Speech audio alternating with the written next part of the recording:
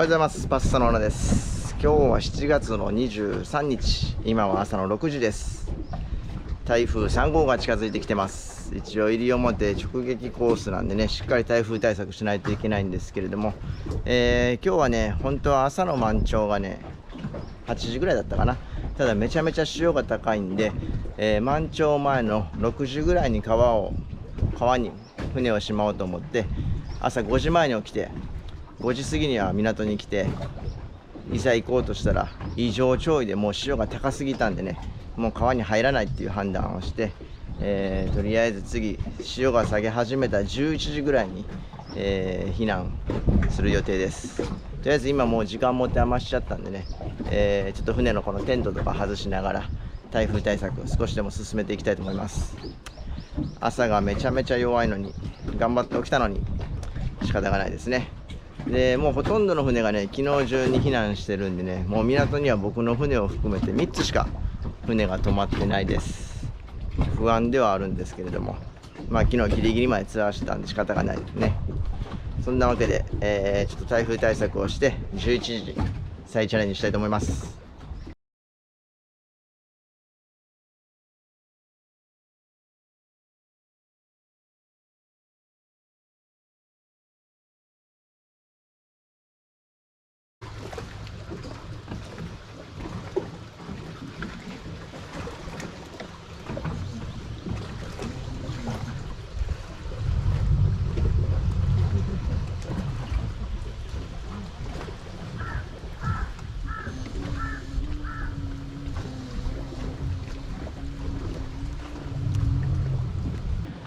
はい、今時刻は10時31分、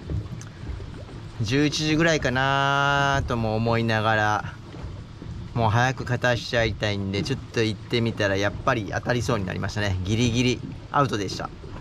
なのでちょっと橋の下で30分ほど待ちたいと思います。